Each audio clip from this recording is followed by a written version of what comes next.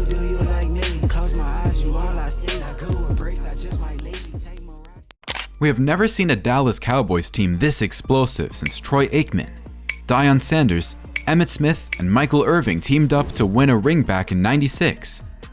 Only 2 teams have won 12 or more games in the last 2 consecutive seasons, and they are the Kansas City Chiefs and the Dallas Cowboys.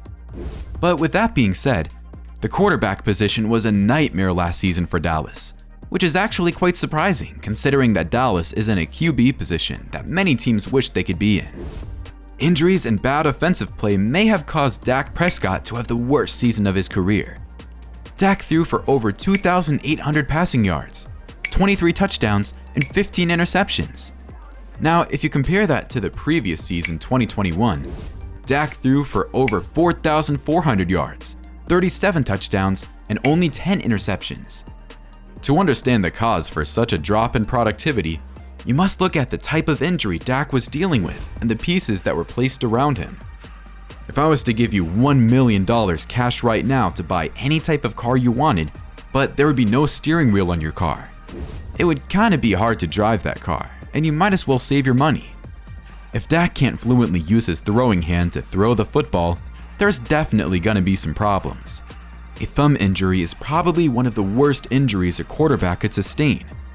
From Dak Prescott's performance last season, you have to truly ask if his thumb was fully healed, and will it ever be? But in between then and now, if Dak invested his time and energy into his body to the degree he should have, there is no reason he shouldn't be holding the Lombardi at the end of the season.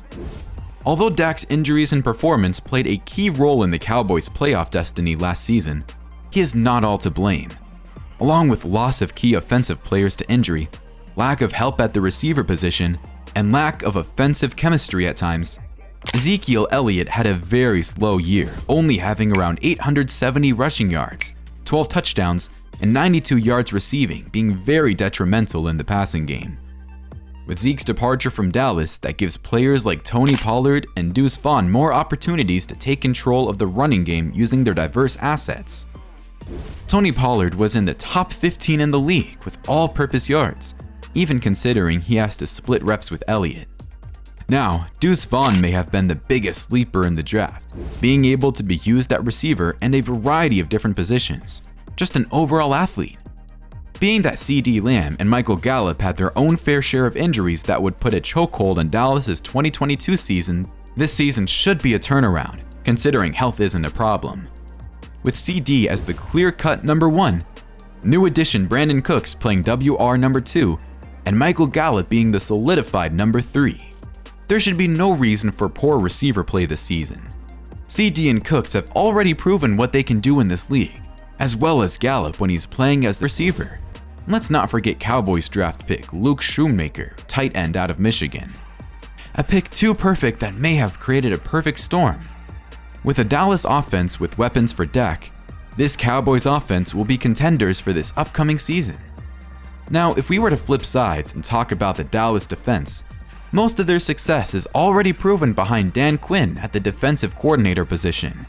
With a collective of defensive stars America's team have put together, offensive coordinators are gonna have a tough time game planning for Dallas.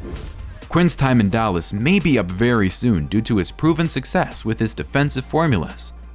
Although his coaching stint in Atlanta was very short-term before joining as a coordinator for Dallas. With Dan Quinn at the helm of this Dallas defense, there is no reason to not ring chase. We all know defense wins championships, and this Dallas team has proved countless times that they can win games without being productive on offense. Now, if we talk about the holes this team has filled over the last season, it further proves the point at hand. The cornerback position was a weak point for Dallas once opposing teams started throwing away from Pro Bowl cornerback Trevon Diggs. But Dallas quickly seemed to acknowledge the fact that they needed another cornerback and went ahead and picked up former Defensive Player of the Year, Stephon Gilmore. 5 times Pro Bowler, 2 times first-team All-Pro cornerback Stephon Gilmore is a match made in heaven for this Dallas Cowboys team. By being the perfect player for this team's needs and being the needed veteran presence in the locker room, Stephon Gilmore and Trevor Diggs are in for a season of fun.